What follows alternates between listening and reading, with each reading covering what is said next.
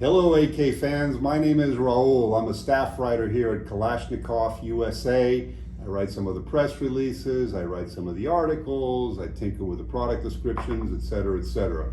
We're here to talk to you today about some aspects of the AK platform that you may or may not be aware of, some of the interesting history, some of the design elements.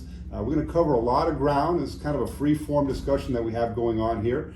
I'm joined by my colleague Matt, who is our real technical expert here, / gunsmith, armorer, whatever you want to call it. He's also very involved in quality control on the production floor, and he has an outsized brain and has an incredible amount of knowledge about the AK, which we think you'll find interesting. So as I mentioned, this is going to be sort of a free-form discussion between Matt and I. I'm going to try and cover a lot of different ground, but one of the things that we want to start off talking about, I guess from my perspective and then from Matt's perspective, is what makes the AK unique.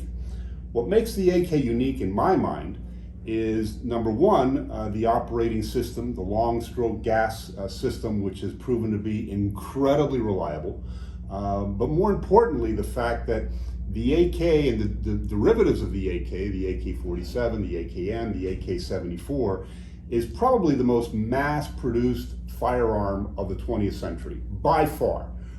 There are estimates that there's perhaps as many as 100 million AKs that have been manufactured since production began in the late 1940s in Russia. And that itself makes it very, very unique. And so one of the questions is, why so much universal appeal of this firearm? And I think it gets back to the design aspect, the long stroke gas piston. Matt, what in your mind do you think makes this gun as reliable as it is? I believe it's because it falls in the philosophy of K.I.S.S.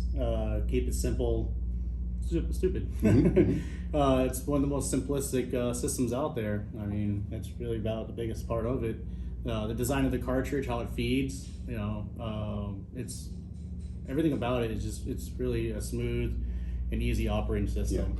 Yeah. And I think that simplicity really has its origin in the designer of the AK series, Mikhail Kalashnikov, and it wasn't just Mikhail Kalashnikov. I mean, he had some other designers with him, but you have to understand the time period in which the AK was developed. Towards the end of World War II, Russia had been invaded by the Nazis. Literally, the country was on the verge of collapsing and falling to the Nazis, and they beat back the Nazis through a huge army of their own, of conscripts, that tended to be very sort of poorly educated, peasants from the countryside, that needed fast, simple weapons that they could operate to, in essence, push back the Nazi horde.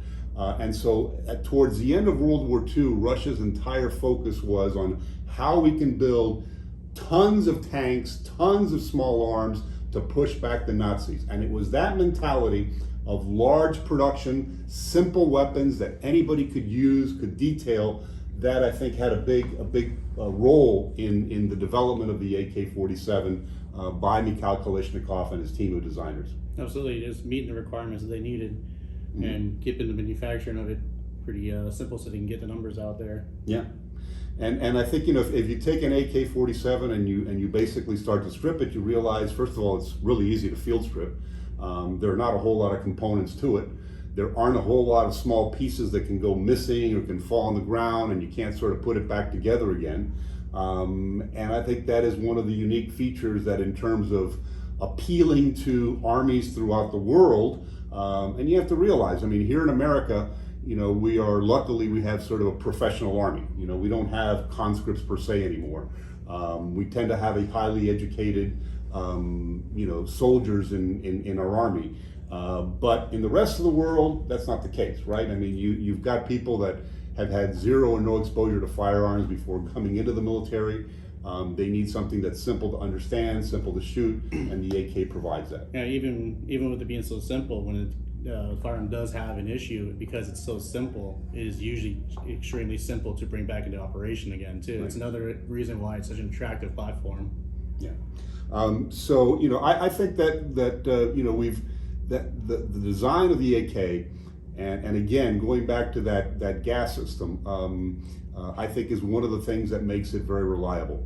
And I think another thing that's important for people to understand, whether it's the AK-47 or even the AR-15, you know, the gas system of the AK, believe it or not, was not entirely developed by Kalashnikov and his designers. So Matt, we were talking about the gas system of the AK-47, and you mentioned that the fact that the gun was sort of designed to be over-gassed in a large part contributes to its reliability. Explain to our viewers exactly what you mean by that. I wouldn't say it was designed for it. It's just the way the system is built allows for the system to run over gas without excessive wear and tear to the system in prolonged use. So you can have this thing over gas and run it in prolonged conditions without any excessive wear and tear to it. It will just keep going. Right. You know, with the benefit of the excessive gas, allows for, you know, adverse conditions, mud, snow, Yeah. you know, anything you can throw it at. It's typically I think it's a key element. I mean, it goes back to what the design of the AK was for. I mean, it was designed in Russia in the middle of a very long, muddy winter war. You know, the thaw in the springtime, mud everywhere, and you know, their mentality was they needed guns that could operate under the most adverse conditions imaginable. And to a certain extent, the fact that the gun is overgassed or capable of operating under those conditions adds to that reliability. Absolutely.